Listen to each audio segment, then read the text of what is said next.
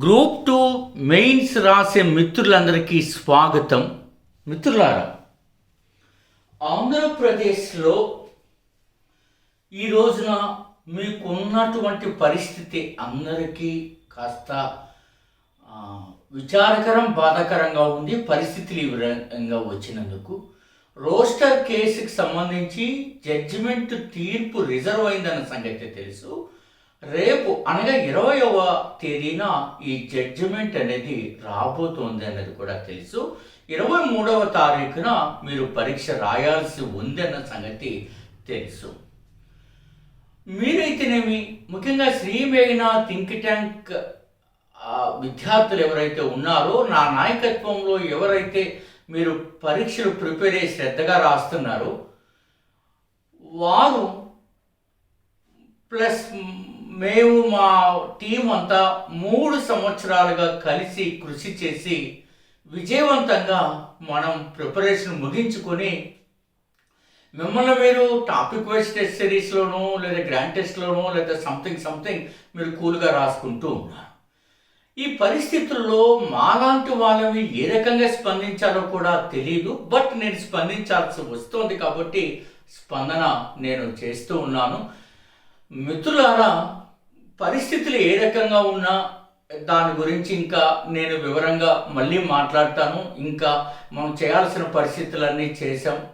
ఒక రకంగా ఈ కృషి చేసే సమయంలో ఈ 80 మూల గ్రంథాల నుంచి మన టీం తీసుకొచ్చి ఏదైతే కృషి చేసిందో ఆ సమయంలో అనారోగ్య సమస్యల తలెత్తిన పట్టుదలగా 2022లో జాయిన్ అయిన అభ్యర్థి నుంచి ఈనాటి వరకు మనం కృషి చేస్తూ ఈ విషయం ఎందుకు ప్రస్తావిస్తున్నానంటే ఇంత కృషి మీరు చేసి ఉన్నారు అన్నది.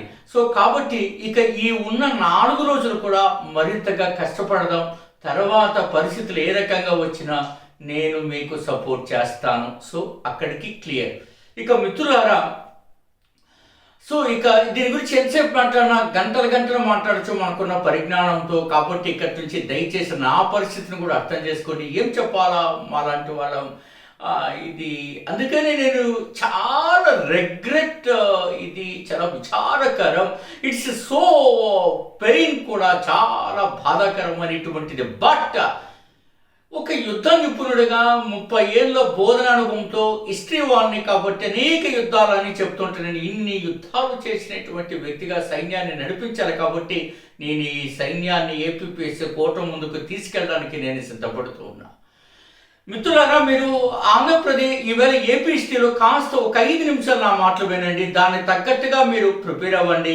శ్రీ మేఘనా థింక్ ట్యాంక్ విద్యార్థులారా, మీరు పుస్తకాలు బాగా చదివారు. పుస్తకాలు జస్ట్ పేజ్తో నేను ఇలా తీసుకొని ఎలా తిప్పుతున్నానో ఇలాగ మీరు తిప్పుకుంటూ వెళ్ళిపోండి. మీ మైండ్ ఆటోమేటిక్గా గుర్తిస్తున్నారా, రివిజన్ చేయండి. ఎక్కువ శ్రీ మేఘనా థింక్ ట్యాంక్ యాప్లోనే ఉండండి. నేను దాంట్లోనే అన్ని అప్డేట్ చేస్తాను. మీకు తెలుసు, మీరు అప్డేట్ అయ్యారు, నేను మరింతగా అప్డేట్ చేస్తాను. రైట్. సో ఇప్పుడు అందరూ కూడా చూడండి. ఈ సమయంలో కూడా నేను మాట్లాడుతున్నాను అనుకోవచ్చండి. ఎవరైనా సూపర్ గ్రాండ్ టెస్ట్ రాసి వారు ఆ ఒత్తిడిని తగ్గించుకొని 150 బిట్లను ఒకేసారి ఎలా రాస్తున్నామో అని మిమ్మల్ని మీరు చెక్ చేయడానికి అత్యుత్తమైన బిట్లు 4 టెస్టులు 4x150 600 క్వశ్చన్లు కనీసం ఏపీ ప్రకటనలు ఉంటాయి కాబట్టి 1200, ఇంకా సిడి కూడా కొన్ని ఉంటాయి కాబట్టి మొత్తం 1400 మొత్తం అత్యుత్తమైన అప్డేట్ పాయింట్లు మీకు అందుబాటులోకి వస్తాయి. ఎవరైనా చేయాలనుకుంటే మీకు అందరికీ తెలుసు 8074940030 చాలా నెంబర్ డిస్క్రిప్షన్లో కూడా ఉంటుంది. ఇంకా చూసుకొని దానికి రిక్వెస్ట్ పెట్టుకొని మీరు ప్రయత్నాలను కొనసాగించండి. All the very best. ఇక మీరు ఈ విచారకరమైన నుంచి బయటికి కాస్త ముందుకు రావాల్సిందిగా కోరుతున్నా. శ్రీ మేఘనా థింక్ ట్యాంక్ విద్యార్థులు కాని వారు కూడా వారికి కూడా నా హంబుల్ రిక్వెస్ట్, మీ డిమాండ్ ఏదైతే ఉందో ఆ డిమాండ్ని మీరు కంటిన్యూ చేస్తూనే ప్రిపరేషన్ పైన కూడా దృష్టి పెట్టాల్సిందిగా నా తరపు నుంచి మీ అందరికంటే కూడా వయసులో పెద్దవాడిని, విద్యార్థికుడిని కాబట్టి నాకు మీ పట్ల కన్సర్న్ ఉంటుంది, ఉండి తీరాలి కాబట్టి నేను హంబుల్గా రిక్వెస్ట్ చేస్తున్నా. అన్యదా భావించకండి. పరిస్థితుల్లో ఎదుర్కొందాం. అటు ప్రిపరేషన్నే మనం ముందుకు తీసుకెళ్దాం. తప్పదు. ఇది ఎవరైనా విమర్శ చేసినా మనం ఏం చేయగలిగింది ఏముంది. సో మన పరిస్థితులు మనం ఒక ఆల్మోస్ట్ దిగుమధ్య తరగతి కుటుంబాలకు చెందిన వాళ్ళం కాబట్టి ఇంకా మనం ఇంతకు మించి మనకు వేరే ఆప్షన్ లేదు. వీఆర్ నాట్ సో మనం పెద్ద పెద్ద రాజు కుటుంబాల్లో పుట్టలేదు కాబట్టి మనం తెగువగా ధైర్యంగా పోతే పోనేలే అనేటువంటి పరిస్థితులు మనకు లేవు. మనకి ఇది ఖచ్చితంగా అవసరం కాబట్టి అవసరమైనట్టుగా మనం వ్యవహరించాలని కూడా నేను మీతో మాట్లాడుతూ ఉండా. మిత్రులారా, ఏపీ హిస్టరీలో ఫస్ట్ మీరు కంప్లీట్ చేయాల్సింది, మరొకసారి రివిజన్ అయినా సరే మీరు బాగా ఫస్ట్ గుర్తుపెట్టాల్సింది, మీరు ఫస్ట్ గమనించాల్సింది ఏంటంటే ఫోకస్ పాయింట్లు ఏం చేయాలంటే యూనిట్ పేరు చెప్పేస్తాను, దాని నుంచి మీరు చూస్తూ రండి.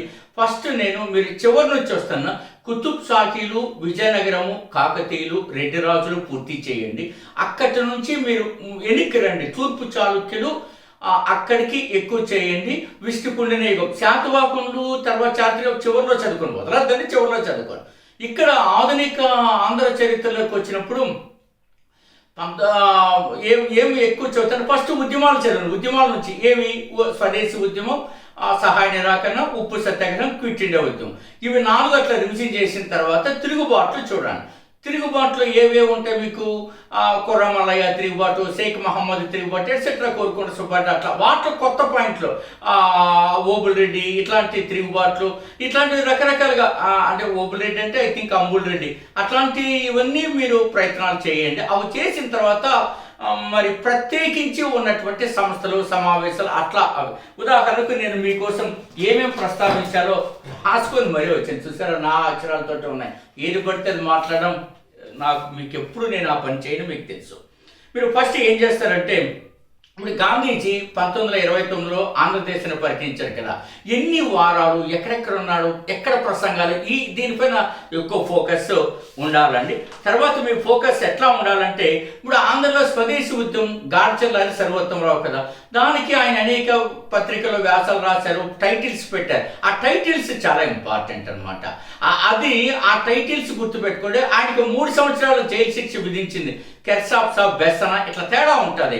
బెస్సన్ అండ్ ఆన్సర్, ఈ టైంలో నేను మిమ్మల్ని డిస్టర్బ్ చేయదలుచుకోలే, బెస్సన్ గుర్తుపెట్టుకోండి. అలాంటివి మీరు ఎక్కువ చేయాలి. ఉప్పు సత్యాగ్రహం సందర్భంగా ఆంధ్ర నాయకులు గాంధీజీని ఎక్కడ కలిశారు, అట్లాంటి పాయింట్లు. రెండోది, ఈ భారతీయ వస్తువుల కొనుగోలు లీగ్ ఏ ఉద్యమం సందర్భంగా ఏర్పాటైంది, ఎక్కడ ఏర్పాటైంది.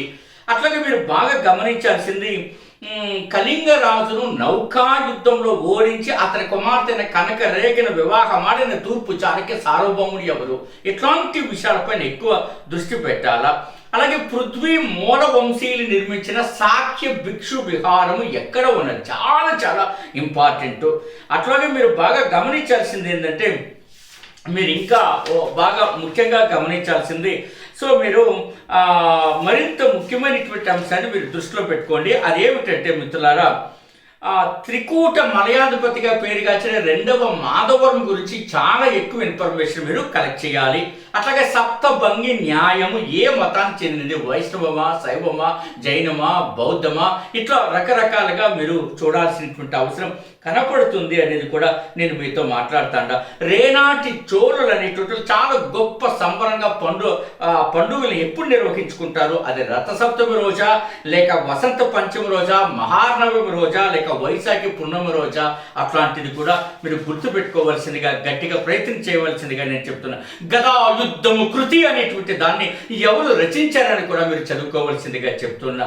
త్రిలింగ పదానికి అర్థము, చాలా మంది తెలుగు అర్థం అట్లా అంటారు, కానీ దాని అర్థం మీకు ఎక్కడ దొరకదు కానీ చెప్తున్నా, దేశస్థ ప్రజలు, అది రైట్ టైం. హిస్టరీ ప్రామాణిక పుస్తకాల్లో ఉన్నది దేశస్థ ప్రజలు. అట్లాగే మీరు బాగా గమనించాల్సింది, బాగా భూమిని దున్నడానికి ఉపయోగించే నాగల లాంటి కర్రు ఎక్కడ, చెక్క కర్రు అనమాట, ఎక్కడ ఉపయోగపడింది, అది కేసరపల్లె, బస్తుపాడ, వీరాపురమా, ఏలేశ్వరమా.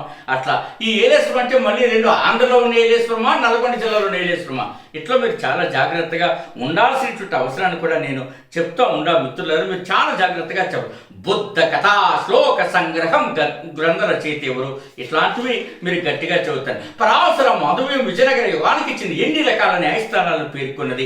లుప్తకులు అంటే ఎవరు, అంటే టెర్మినాలజీ, వీళ్ళు తోలు వస్తువులు తయారు చేసేవాళ్ళ, లేక మాంసపు విక్రయదారుల, లేకపోతే ఇక పనిముట్లు తయారు చేసేవాళ్ళ, ఇట్లాంటి విషయాలపైన మీకు మంచి పట్టు రావాలి. శ్రీమేణ థింక్ ట్యాంక్ విద్యార్థులు ఇవన్నీ మీకు గట్టిగా కూడా అందించాను. మీరు ఇంకా చేయండి, మంచి ప్రయత్నాలు నేను మీకు చేస్తానని కూడా నేను చెప్తా ఉండా. మిత్రులారా, ఇట్లాగే మీకు చాలాసార్లు చెప్పాను, మీరు అనేక రకాలు ఇవన్నీ కూడా కరెక్ట్గా చేయాలని. ఓకే, ఇలాంటి కొత్త కొత్త అంశాలు మీకు చాలాసార్లు చెప్పాను. గాథా సప్తసతిని అమృత కావ్యము అని హాలుడు అన్నారని చెప్పిన దానిపైన ఎక్కువ ఫోకస్ పెట్టండి. ఇట్లాంటివన్నీ దయచేసి చదవండి. మరీ ఎగ్జామ్ గురించి చెప్తున్నా. ఇక్కడి నుంచి నేను 21వ తారీఖు వరకు మీకోసం ఇంకా నేను ప్రయత్నాలు చేస్తూ ఉంటాను. ఏ వీడియో వచ్చినా దయచేసి చివరి వరకు చూడండి, మీరు కొనసాగండి. నేను మరింతగా కూడా మీకోసం కృషి చేస్తాను. Next science and tech important current affairs list ఇస్తాను, పాలిటీ టాపిక్స్ లిస్ట్ ఇస్తాను. అందులో ఏ పాయింట్ గుర్తుపెట్టుకొని చెప్తాను ఆ పాయింటే ఎగ్జాము, అంతే, ఇంతకు మించి మరేంట్లే. అట్లాగే అనేక రకాలుగా ఎకానమీలో కూడా కృషి చేస్తాను. మీకు శ్రీ మేఘనా థింక్ ట్యాంక్ విద్యార్థులారా 80 మూల గ్రంథాల నుంచి తీసుకుని మీకోసం కృషి చేసిన పుస్తక ప్రపంచం అంతా మీకు నేను చాలాసార్లు చూపించాను. నేను ఇప్పుడు ఏది చూపించదలుచుకోలేదు కావాలి, కానీ ఇవి మనం చేసిన కృషి కొంత ఎవరైనా కొత్త వాళ్ళు ఉంటే తెలియాలి కాబట్టి ఇదిగోండి ఈ పుస్తకాల్లో ఉన్న సమాచారాన్ని అంతా మీకు 3 ఏళ్ళుగా కృషి చేసి 5 సంవత్సరాలు పట్టింది, 3 ఏళ్ళుగా నిద్రాహారాలు రాని దీన్నంతా తీసుకొచ్చి మీకు అందరికీ కృషి చేశారు. కాబట్టి దయచేసి శ్రీ మేఘనా థింక్ ట్యాంక్ విద్యార్థులైనా అదర్స్ అయినా అందరూ విద్యార్థులే, అందరివి జీవితాలే. కాబట్టి ఇప్పుడు కొంచెం కన్సర్న్గా ఉండండి. మీ డిమాండ్ని ప్రజాసంపదంగా మీరు తెలియజేస్తున్నారు. చాలా చోట్ల మార్నింగ్ నుంచి నా టైం అంతా కొంత పక్కన పెట్టుకొని మరీ వాచ్ చేసినందుకు ఈ వీడియో ఇప్పుడు నేను చేస్తున్నా. ఎక్కువ టెన్షన్ పడబోకండి. ఏది జరిగినా మనం అంతా కూడా మన పరిధిలో మనం కృషి చేస్తామని విన్నవించుకుంటూ మీకు అంత మంచి జరగాలని, ఖచ్చితంగా మీరు విజేతలుగా నిలవాలని, ముఖ్యంగా నేను నడిపిస్తున్న నా నాయకత్వంలో నడుస్తున్న శ్రీ మేఘనా థింక్ ట్యాంక్ విద్యార్థులు గట్టి ఘన విజయం సాధించాలని, అది రీసౌండింగ్ విక్టరీ కావాలని, వారి జీవితంలో మరింత వెలుగులో రావాలని, అందుకోసం నేను మళ్ళీ 21 వరకు కూడా కంకణ బద్దుడై గట్టిగా కూడా కష్టపడతానని హామీ ఇస్తూ all the very best, me doctor Gopal day.